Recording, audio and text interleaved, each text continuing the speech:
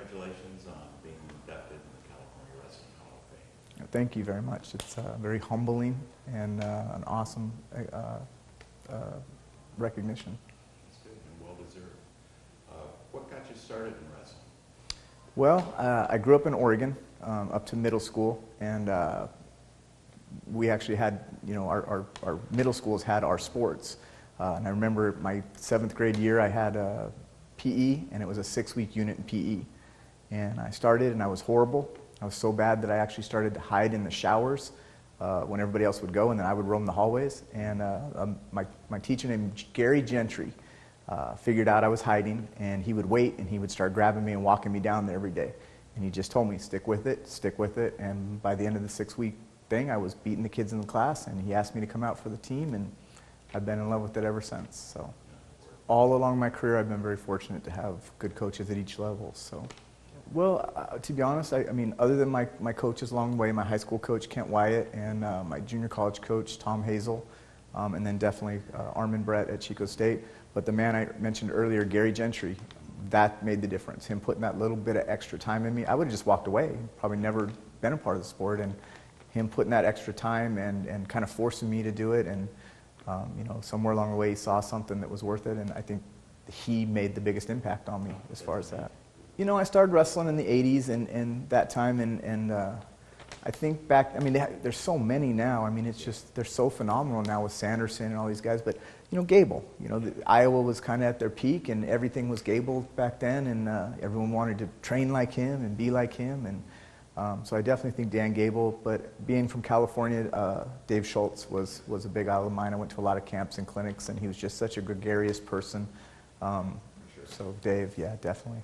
I wasn't necessarily the most athletic person, but I have a little bit of attention to detail, a little OCD, and so I was, I think that attributed to both. I was very adamant about my drilling and learning techniques and things, so I felt like I was able to be a very technical wrestler, would help me against better athletic wrestlers.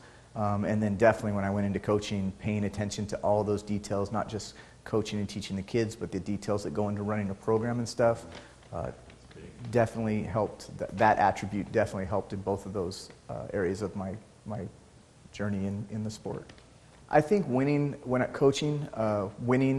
our first CIF championship at North Torrance High School, I think it was 2003, because as a coach and a young coach, that's kind of what you're working towards. I knew all of these other coaches that had won CIF championships and things like that, and so when we won our first one there, that was kind of like, I kind of felt like I arrived, and it was kind of a great moment. You have one single match that stands out in your mind? Every time I had to wrestle Lawrence Jackson, and it was never great in my favor, but definitely that was the one person I always got up for and wanted to wrestle and actually trained every day for. He was kind of the pinnacle when I was in high school of wrestling, and he was in my league, so I got many opportunities to wrestle him, and so I remember every night before there was the excitement, and there was the going to bed thinking about this might be the time, maybe I beat him, maybe I knock him off, and I was never able to, but I think having him to train for and focus on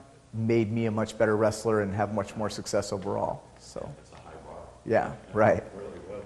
If you had the opportunity to start your career over, would you do anything different? Maybe start earlier. I've never been burnt out on the sport. I know a lot of kids that start early and stuff get burnt out, and again, I think it was because I was always around the right people. My parents had the right attitude about it, and my coaches always did, but so I think if I could change anything, I may have tried to get involved with it earlier. Involved and in the right way, so it's fun and they're loving it and wanting it to be a part of their life. The number one thing I'd want people to remember about me as a competitor and as a coach and someone who works with kids is just that I was an honest guy who always gave 100% to whatever I was doing in this sport, whether it was training and competing or coaching the guys that I've coached along the way and stuff. So I think that's what I'd want people to remember. That's great. And you can tell that the impact you have on kids is pretty spectacular. Thank you. Thanks. Through the years. Thank you, Jeff. Well, congratulations again on being inducted in the Hall of Fame. Enjoy your evening. Thank you. Thank you so much.